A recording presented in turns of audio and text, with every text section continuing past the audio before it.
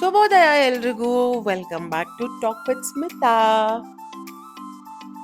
ನಾವಿವತ್ತು ಒಂದು ಒಳ್ಳೆ ಬ್ರೇಕ್ಫಾಸ್ಟ್ ಮಾಡೋಣ ಅಂತ ವೈಟ್ ಫೀಲ್ಡಿಂದ ಬಸವನಗುಡಿಗೆ ಹೋಗ್ತಾ ಇದ್ದೀವಿ.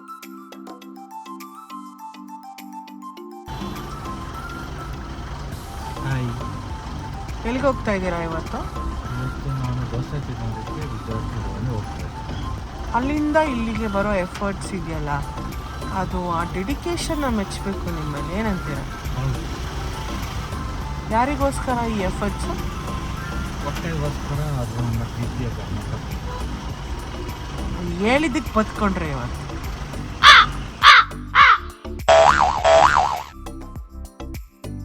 ಬ್ಯಾಂಗ್ಳೂರಲ್ಲಿ ಇರೋರಿಗೆ ಮಾತ್ರ ಗೊತ್ತು ಬ್ಯಾಂಗ್ಳೂರು ಬಸವನಗುಡಿ ಬ್ಯೂಟಿ ಏನು ಅಂತ.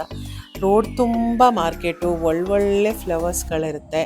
ಸೊ ಫೈನಲಿ ನಾವು ವಿದ್ಯಾರ್ಥಿ ಭವನ್ಗೆ ರೀಚ್ ಆಗಿದ್ದೀವಿ. This is take away counter.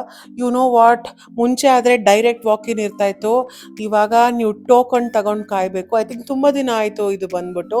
But still ಇಲ್ಲಿ ಹೈಪ್ ಅಂತೂ ಏನು ಕಡಿಮೆ ಆಗಿಲ್ಲ. ಅದೇ ಟೇಸ್ಟು, ಅದೇ ಬ್ಯೂಟಿ.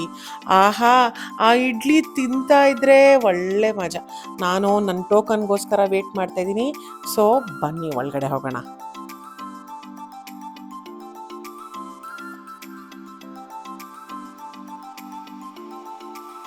ನನ್ನ ವೇಟರ್ ಯಾವಾಗ ಬರ್ತಾರೆ, ದೋಸೆ ಯಾವಾಗ ಆರ್ಡ್ರ್ ಮಾಡ್ತೀನಿ, ಯಾವಾಗ ತಿಂತೀನಿ ಅಂತ ಕಾಯ್ತಾ ಇದ್ದೆ. ಸೊ ಫೈನಲಿ ದೋಸೆ ಬಂತು. ದೋಸಾನ ಟೇಸ್ಟ್ ಮಾಡಿದ್ವಿ. ಜಾಗ ಪರವಾಗಿಲ್ಲ, ಕಂಫರ್ಟಬಲ್ ಆಗಿ ಕುತ್ಕೊಳ್ಳೋಕೆ ಸಿಕ್ಕಿತ್ತು. So we enjoyed the delicious idli, dosa and vada.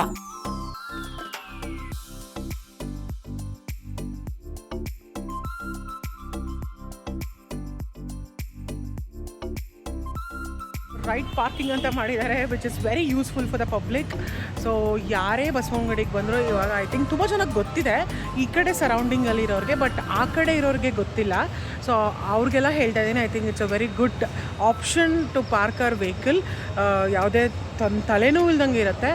So ಎಲ್ಲರೂ ಬೆಳಗ್ಗೆನೇ ವಾಕಿಂಗು, ಜಿಮ್ಮು ಅಂತ ಹೋಗ್ತಾ ಇದ್ದಾರೆ. ಆದರೆ ನಾನು ಇಡ್ಲಿ, ದೋಸೆ ಅಂತ ಹುಡ್ಕೊಂಡು ಹೋಗ್ತಾ ಇದ್ದೀನಿ. ತಪ್ಪೇನಿದೆ?